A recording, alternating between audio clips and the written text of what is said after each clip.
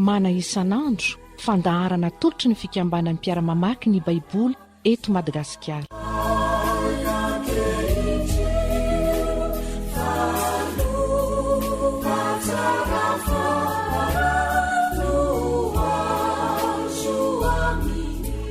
Faly miarabantsika izay manaraka tsy tapaka ny fandaharana mana isan'andro. Tonona amintsika isam-patan'olona sy izatokantrano fahasoavana sy ny fiadanana. Avy amin'ilay Andriamanitra raintsika sy Jesosy Kristy tompontsika. Ny anjara manantsika androany dia izay voasoratra amin'ny Nehemia 4:10 andiny voalohany ka hatramin'ny 4:10. Mialohany amakina sy ny anazavana ny tenin'Andriamanitra dia mbola hivavaka isika.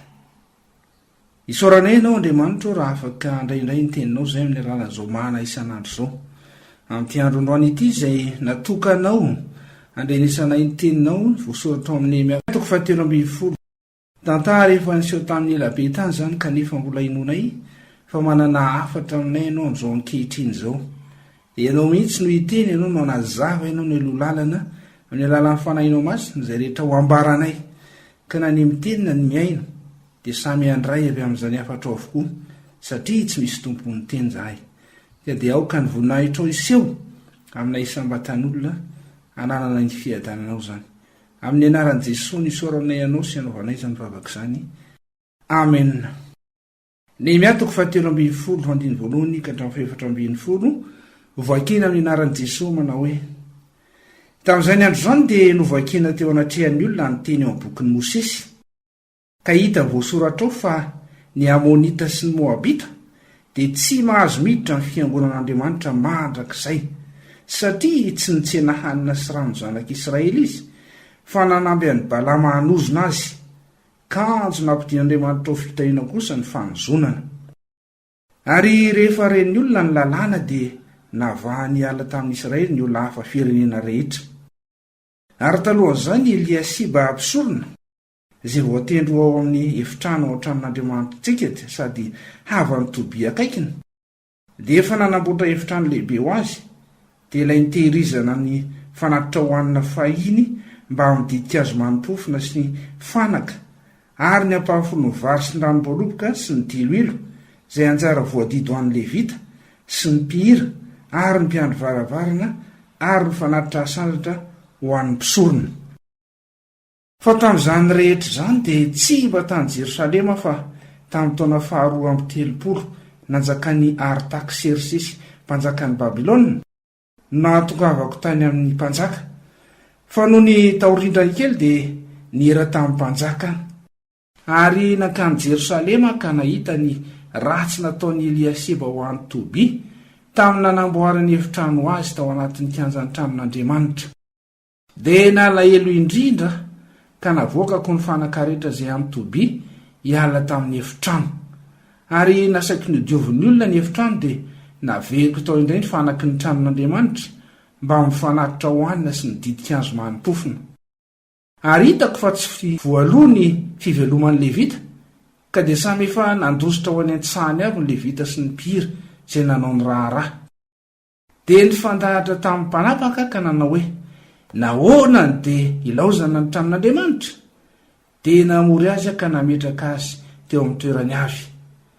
Dia nentin'ny Joda rehetra ho ao amin'ny trano firaketana ny mpahafolo ny vary sy ny ranom-boaloboka ary ny diloilo.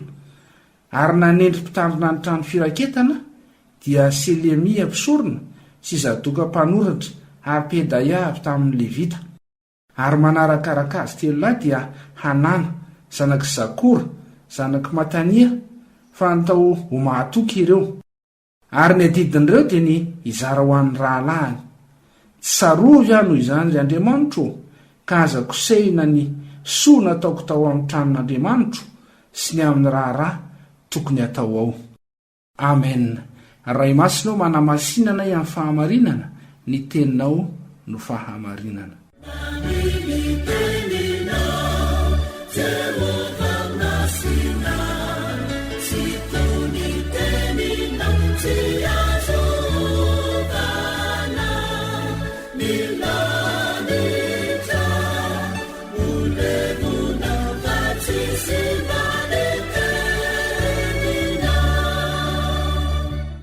mitoy ny famakina ny boky ny lalàn'ny Mosesy.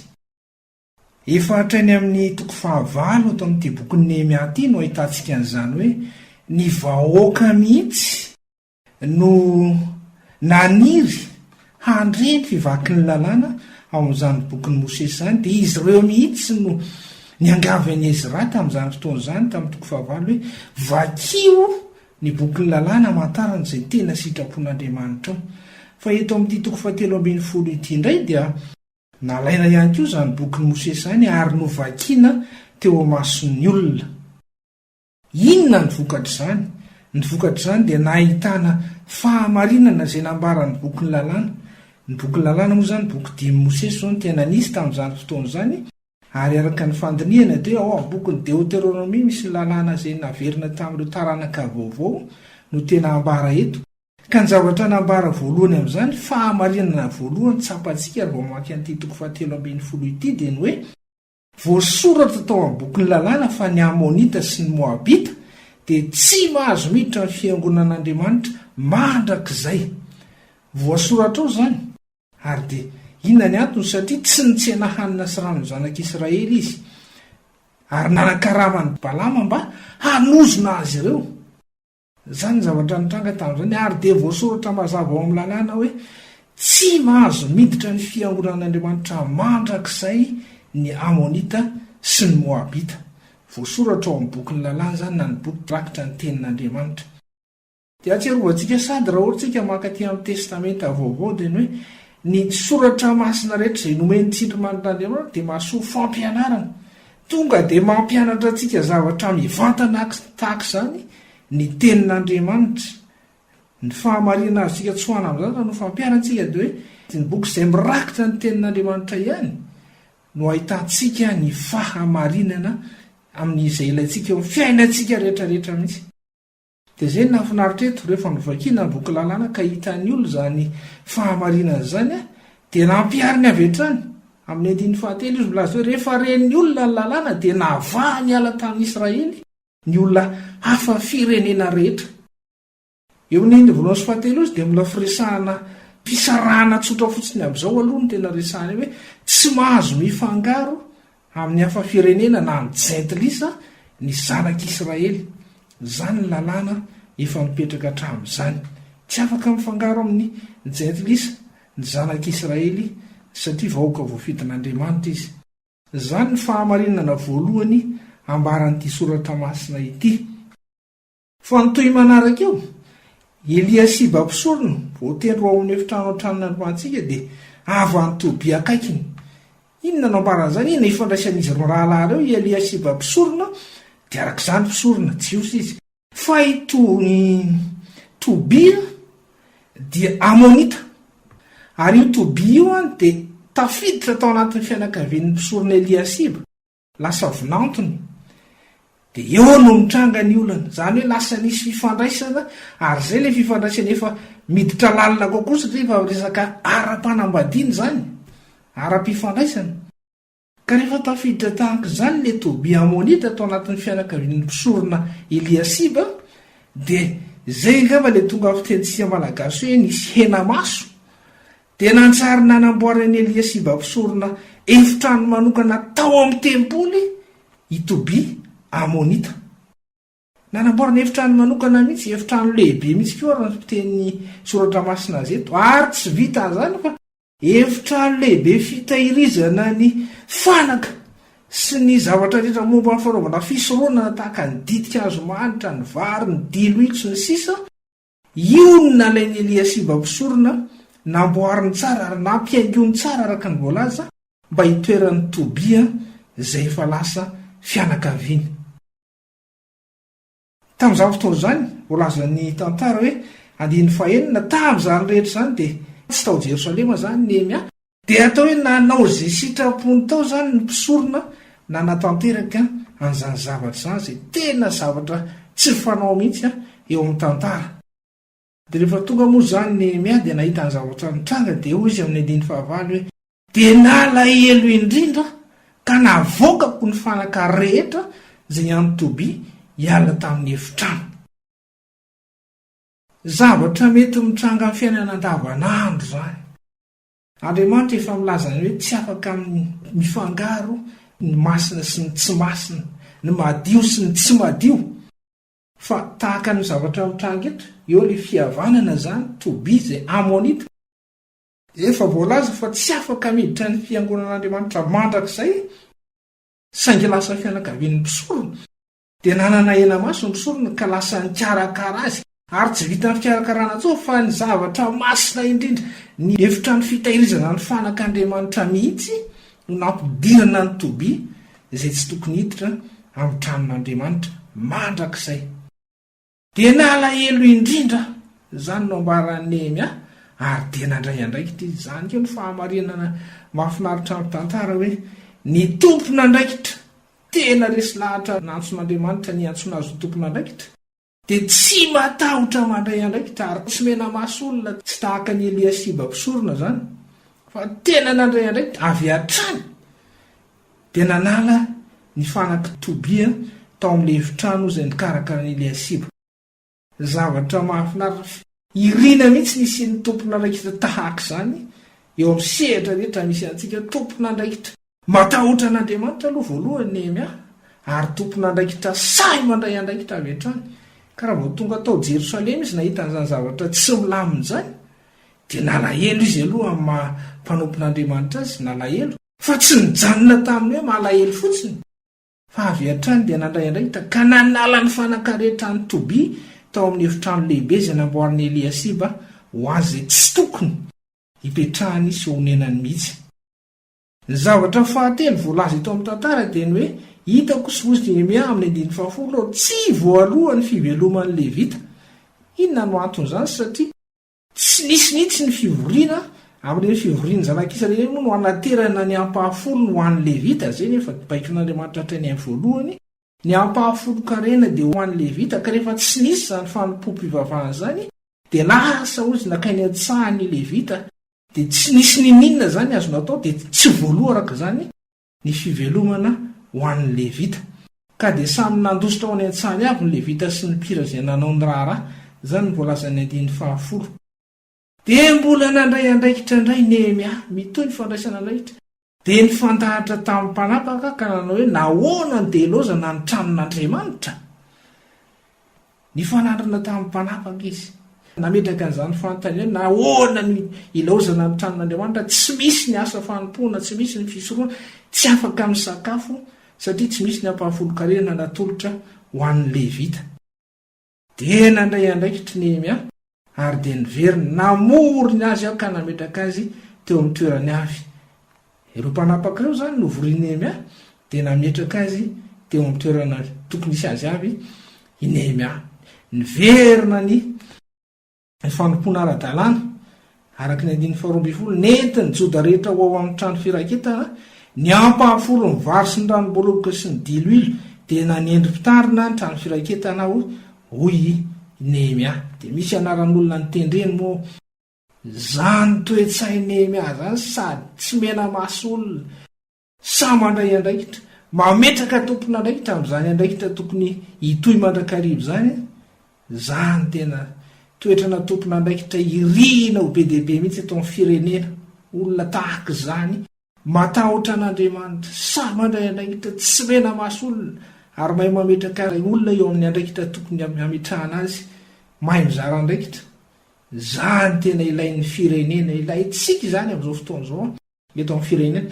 Zany tantara voasoratra zany dia amerimerenako n'le fitenin'ny Paoly apôstôly amin'ny Romanina 5:14 hoe izay rehetra voasoratra fahiny dia nosoratanao fianarantsika hananantsika fanantenana ny amin'ny finoana.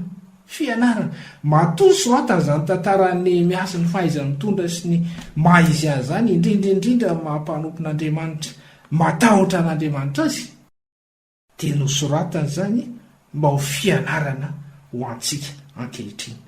Zany zavatra mitranga, ary misy zavatra manahirana kanefa sahany Nehemia ny nandray andraikitra tamin'izany rehetrarehetra zany. Raha eritreretintsika amin'izao fotsiny alaina sary fotsiny amin'izao zany tantara moa zany dia vakiana fotsiny, fa rehefa tena mipetraka eo amin'ilay toerana tena iainanao le zavatra nyainany Nehemia ny zavatra nisy tamin'izany hitany hoe manahirana ihany kanefa dia tena nanana ny fahendren'Andriamanitra i Nehemia teo amin'ny fanatanterahana zavatra rehetrarehetra zay nataon'izany na tamin'ity ratsy nataony Eliaba mpisorony ty fosiny azy ambarany tenin'Andriamanitra fa tena ratsy be zany zavatra nataon'izany. Andiny fahafito dia izao no tenen'ny soratra masina nankany Jerosalema ka nahita ny ratsy nataony Eliasiba ho an'ny Tobia tamin'ny nanamboarany efitrano azy tao anatin'ny kianjany tranon'Andriamanitra. Zavatra ratsy nataony Eliasiba mpisorona fa tena vitan'ny Nehemia ny nanamboatra sy namaha zany olana zany ka dia nahatonga azy nanana ny fanaky Tobia tao amin'ny efitrano lehibe zay tena fitoerana natao an'ny fanaka amin'ny tranon'Andriamanitra. Zany toe-panahy zany nananany Nehemia tena ilaina nanantsika ankehitriny. Le famaranana azy teo ny loza ny olona ny fiveloman'ny Levita efa nialana dia mbola i Nehemia ihany koa namaha zany olana zany. Etsy amin'ny andiny fa enina ozy tamin'izany fotoana zany aloha dia tsy teo Nehemia. Zany koa zany zavatra tsara jerena mihitsy hoe rehefa tsy eo ny mpitarika dia manao zay tiany ataony olona. Atsiarovana ny tantaran'ny Mosesy zany rehefa niakatra tany an-tendrombohitra ny ona tamin'Andriamanitra Mosesy ka elaela tany dia nanao zay tiany ataony olona dia notereny arô nanao sarina volamena kely ankohofana. Zany koa zavatra manambara fomba anankiray zay tena mila tandremina ho antsika tompon'andraikitra hoe mijery tsara hoe amin'ny fotoana inona ny tokony ho eo amin'ny fotoana inona tsy tokony ho eo fa manjary manaonao foana ny olona rehefa tsy eo ny tompon'andraikitra. Nehemia moa dia tonga tamin'ny fotoanany dia afaka nanatanteraka tsara ny fandaminana sy ny famahana zany olana rehetrarehetra zany izay nitranga teo amin'ny zanak'Israely tamin'izany. Inona ny lesona azo karesina ankehitriny? Ny fanontaniana faharoa sy ny fahenina amin'ny karatry ny Mpiara no vakitsika hoe inona ny tokony alain-tahaka sy ny tsy tokony alain-tahaka amin'ny zavatra ataon'ny olona amin'izany. Te mazava ho azy fa fitiantsika fotsiny izay fanambara teo ihany. Inona ny nataon'ny Nehemia? Nehemia moa dia voalohany indrindra ny maha izy azy dia olona matahotra n'Andriamanitra. Fepetra iray goavana be ilain'ny tompon'andraikitra rehetra izay alohany sy manatanteraka andraikitra anankiray ny olona anankiray fepetra goavana indrindra dia hoe matahotra n'Andriamanitra ve ilay tompon'andraikitra. Raha tsy matahotra n'Andriamanitra izy tsisy zavatra azo atao fa dia samy mandeha amin'izay andehanany ihany fotsiny ihany. Fa ny fahatahorana n'Andriamanitra tahaka ny Nehemia zay ny fepetra voalohany indrindra tokony alaina tahaka amin'ny fandraisan'andraikitra tahaka izao. Ny faharoa dia ny hoe matahotra n'Andriamanitra izy fa tena samy mandray andraikitra ary tsy mena masolona sahy mijoro amin'ny fahamarinana ka milazany hoe zao no mety zao no tsy mety ary rehefa tsy mety dia namboariny tanteraka arak'izay tokony ho izy. Mila tompon'andraikitra sahy mandray andraikitra tahaka izany isika eto amin'ny firenena. Zany ny lesona faharoa tsara lain-tahaka eto amin'ity tantaran'ny Nehemia ty. Ary ny fahatelo faran'ilay nambaratsika teo hoe tsy milamina ihany koa ny tantaran'ny Levita sy ny fiainany dia namboariny Nehemia zany any amin'ny resaka fanompoam-pivavahana. Fanamboarana samihafa zany vitan'ny Nehemia daholo na ara-pivavahana na ara-pitantana ara-panjakana tsotra izao dia vitan'ny Nehemia nanamboatra sy nanitsy ary nanitsy tanteraka na navao tanteraka an'izany zavatra rehetra tsy mipetraka amin'ny lohany zany. Lesona tsara raisika ankehitriny zany ho an'ny tompon'andraikitra rehetra naizanaiza sehatra misy antsika, na any amin'ny sehatry ny fivavahana zany, na any amin'ny sehatra ara-panjakana tsotra zany, na fiarahamonina zany, any amin'ny fianakaviana dia tena ilaina ny olona manana an'izany toe-panahy zany sy mahay mijoro amin'izany fandraisana andraikitra zany. Ny zavatra faharoa dia hoe inona ny fahamarinana? Zay ny fanontaniana valintsika amin'izao tantaran'ny Nehemia zao. Fahamarinana dia mitsotra be hoe i Nehemia rehefa nanatanteraka an'izany rehetrarehetra izany dia tena niangavy tamin'Andriamanitra isaky mahavita izy dia miteny hoe mba tsarovy ao Andriamanitra amin'izany rehetrarehetra izany. Mahatsiaro Nehemia amin'ny matompona rehetra azy hoe misy zavatra mavesatra nasain'Andriamanitra nataony dia mba mahatsiaro izy Andriamanitra tsarovy aho ao anatin'izany rehetrarehetra izany. Fa misy zavatra mety hanelikelina ny fiainany, misy zavatra mety hanohitohina ny fiainany manokana mihitsy ao anatin'izany rehetrarehetra izany. Dia izay no mba vavaka nataony Nehemia rehefa nahatanteraka n'izany rehetrarehetra izany izy. Amin'ny 420 dia izao no tenin'ny Nehemia, tsarovy aho noho izany, Andriamanitro izany tenin'ny Nehemia mitodika amin'Andriamanitra. Ka azo kosehina ny soa nataoko tao amin'ny tranon'ny Andriamanitro sy ny amin'ny raha tokony atao ao. Mpanompon'Andriamanitra Nehemia, nanao izay tokony ataony izy. Fa nahatsiaro koa izy hoe angamba sao dia misy zavatra manahirana dia tena mba niangavy tamin'Andriamanitra tsy hahatsiaro an'izay zavatra nataony izany. Arariny loatra izany ary inona fa Andriamanitra efa nahita an'izany mialohan'ny vavaka nataony Nehemia. Mialohan'ny vavaka nataony Nehemia amin'izany fangatahana mba tiany tanteraka izany dia inona ny fifanahatsiaro sy nahita an'izany Andriamanitra. Ny mpanompon'Andriamanitra tsy miasa jamba rafozana ho tsika malagasy. Andriamanitra mahalala izay tokony atao azy ary misy teny fampanantenana omen'Andriamanitra foana amin'ny andraikitra na ny toe-panatsotro izao fotsiny ary iainan'ny olona, indrindra ny olona mino azy sy mankatoan'Andriamanitra. Dia misy mandrakariva ny teny fampanantenana izay omen'Andriamanitra ny olona. Ka inona fa na dia tsy nangataka an'izany azy Nehemia dia efa ao amin'ny planin'Andriamanitra, ao amin'ny fisainan'Andriamanitra izany. Dia mbola mitohy mandraka ankehitriny izany fomba fiasan'Andriamanitra izany. Fahamarinana tsy azo ivalozana hoe Andriamanitra tsy miova omaly anio mandrakizay. Ka raha mahatsiaro an'i Nehemia izy, nahatsiaro an'i Nehemia izy tamin'izany fotoana izany sy nanambina azy tamin'ny zavatra rehetra izay nataony, dia mbola anambina tsika rehetra izay miasa ho azy izy amin'izao fotoana izao sy amin'ny ho avy rehetra azy. Izany no mampahery antsika. Tsy dia ny hoe ny azo tombotsoa amin'Andriamanitra ny asa antsika, fa satria tiantsika Andriamanitra, atsapantsika ny fitiavany antsika. Dia izay fitiavan'Andriamanitra antsika izay no manosika antsika hiasa ho azy, hanao zavatra ho azy, hanatanteraka izay rehetra ny mba nanirahany antsika ho tanterahana amin'izao fiainana izao. Izay Nehemia, izay ny zavatra niainany tamin'izany fotoana izany, izay ny fomba nanatanterahany azy.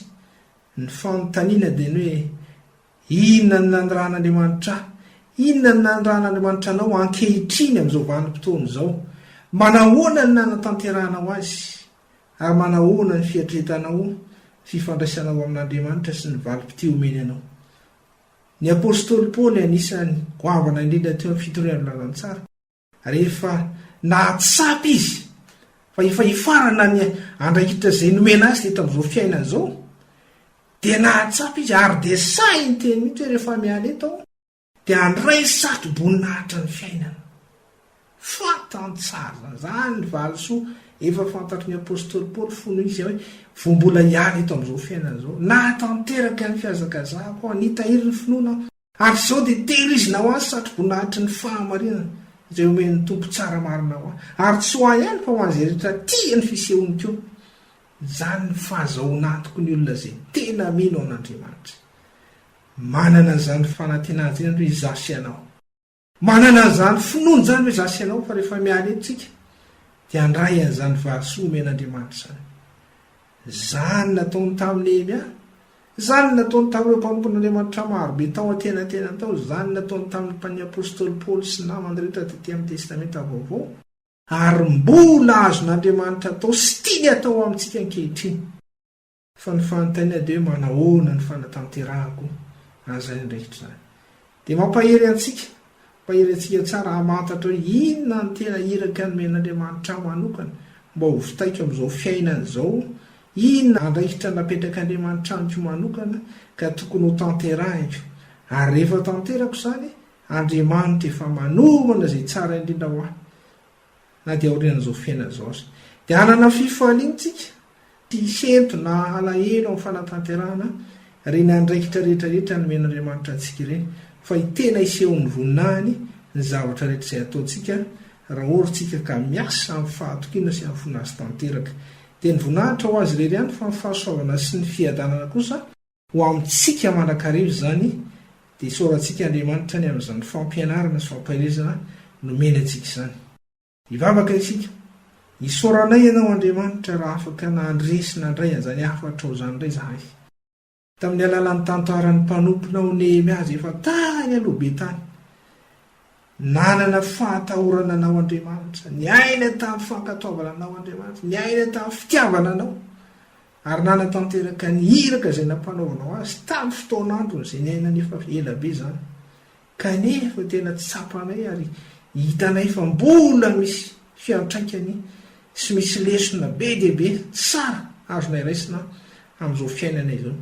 Dia mba ampio koa zahay ankehitriny amin'ny fiainanay, ivelomanay ankehitriny mba hahay miasa tahaka ny Nehemia, tsy omena maso olona, tsy atahotra mandray andraikitra, tsy atahotra manavosy manatsara ary manitsy izay tsy mety eo amin'ny fiarahamonina misy anay na eo amin'ny asa famponina metrahanao anay.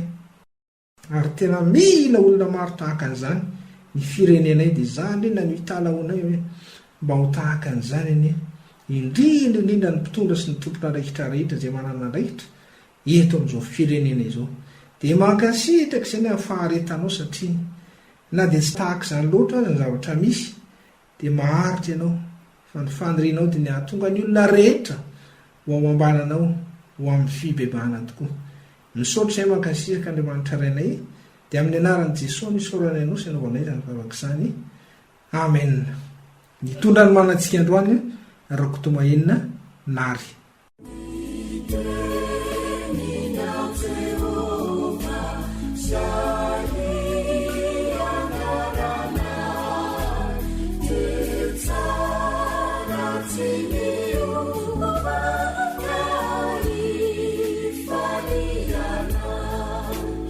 Mana isan'andro fandiniana sy fandalinana ny soratra masina, atolotry ny fikambanany Mpiara mamaky ny Baiboly. Raha nahalinanao zany, azo atao ny mividy CD izay hafarana amin'ny fikambanany Mpiara mamaky ny Baiboly, Totobato Ranavalona voalohany Antaninarenina. Raha mila fanampanazavana dia antsoy ny laharana tarby 24 809 92 na 032 72 147 27. Ho anareo any amin'ny faritra kosa, ny fandraisa na manatona ny mpiandraikitry ny fikambanana any amin'ny faritra misy anareo.